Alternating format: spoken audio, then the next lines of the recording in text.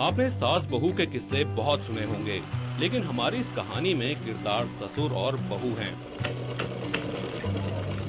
ससुर और बहू का रिश्ता इतना बेजोड़ है कि यहाँ इनकी मिसाल दी जाती है।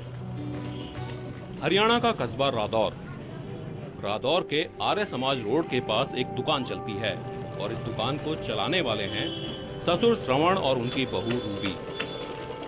अब ये दुकान ससुर बहू की दुकान के नाम से मशहूर हो चुकी है। ससुर बहू की इस दुकान में कपड़े सिले जाते हैं। दोनों का सपना है कि छोटी सी दुकान एक बड़े बुटीक में बदल जाए। श्रवण कई सालों से अपनी दर्जी की दुकान चला रहे थे, लेकिन जब श्रवण के बेटे की शादी हुई तो उनके घर एक हुनरमंद बहू आई। अपनी बहू रूबी के हुनर से श्रवण प्रभावित हुए।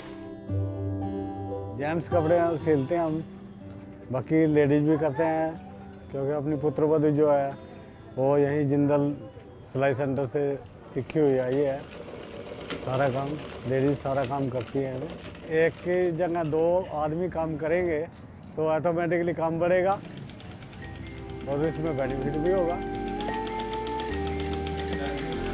शादी से पहले रूबी ने ये हुनर सीखा था ओपी जिंदल ग्रामीण जन कल्याण संस्थान के साथ जुड़कर।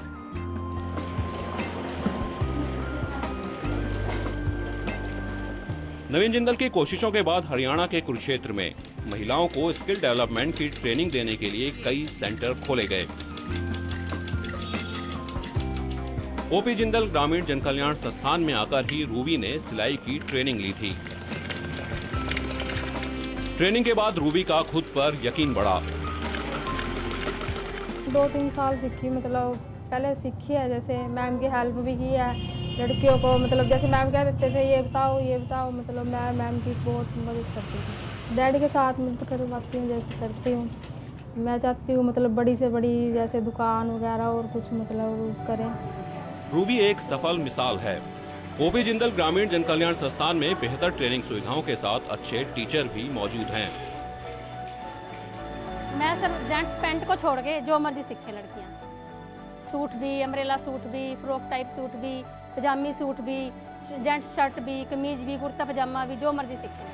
यही कहती हैं सर कि हम सिलाई सीखें, अपने पैरों पे खड़े होएं, 2 पैसे कमाएं, अपने माँ बाप की भी हेल्प करें और आगे ससुराल में जाए ना किसी की हेल्प मिले तो हम अपना काम करके कम से कम रोजगार करके अपना खाना तो बना के रोटी खा सकते हैं। आज रूबी जैसी कई बच्चियां हैं जो ओपी जिंदल ग्रामीण जन कल्याण संस्थान से प्रशिक्षण ले रही हैं। ट्रेनिंग के बाद इनका जीवन भी आत्मनिर्भर होगा और साथ ही अपने सपनों को साकार करने का हौसला भी। अपने पैरों पे खड़े होना चाहते हैं, अपने माँ बाप का सहारा बनना चाहते हैं। भाई कल को कुछ काम करके उनको 4 पैसे की हेल्प हो जाए। नवीन जिंदल का सपना है महिलाओं को आत्मनिर्भर बनाने का। इस क्षेत्र में इसी सपने को बखूबी साकार किया जा रहा है, जिससे महिलाएं आत्मनिर्भर भी हुई हैं और मुश्किल हालात में जीना भी सीख गई हैं। कैमरामैन रवि और सहयोगी फ्रैंकलिन निगम के साथ रमन अमगाई, फोकस न्यूज, कुरुक्षेत्र।